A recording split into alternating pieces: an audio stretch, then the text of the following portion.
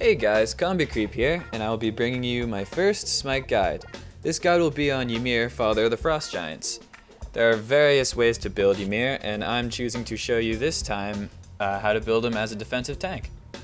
Usually for my first item, I choose reinforced boots because the magical and physical protection plus the HP 5 gives you that very early survivability that's so vital as a tank. Secondly, I buy 3 mana potions because like most tanks, he's very mana hungry in the beginning, but if played smart, shouldn't be taking too many hits.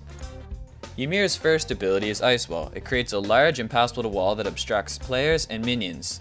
Some players that have leaps are going to be able to get through it though, so be careful. The more points that you dedicate towards the ice wall, the longer it will last.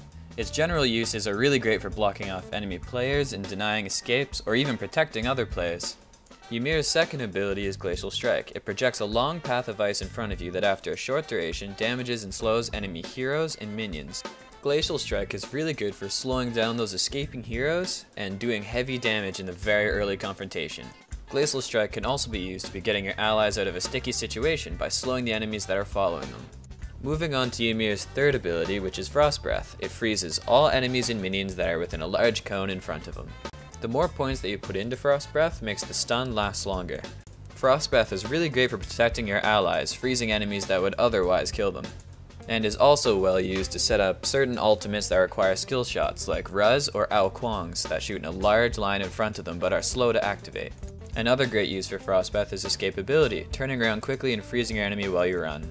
Ymir's fourth and final ability is his ultimate, which causes him to channel for 3 seconds, during which he cannot move or attack, but slows everyone all around him, and anyone who's caught in the circle takes a huge hit of damage.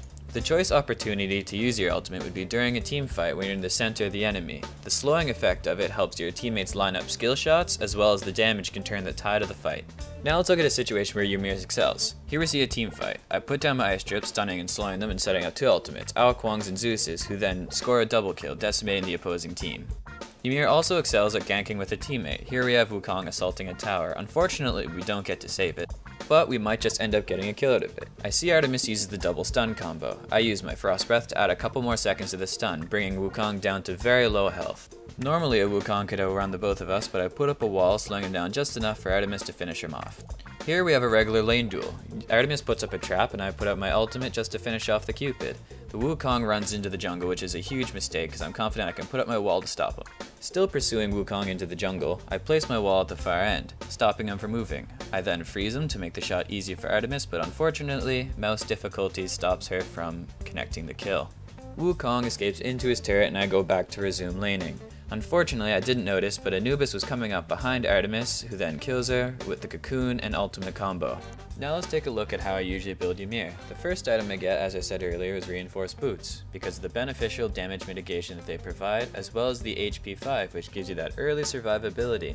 Before finishing off my boots, the next item I get is Gauntlet of Thebes. The stacks will provide you with enough increasing health throughout the whole game that you will never need to buy an actual health item again.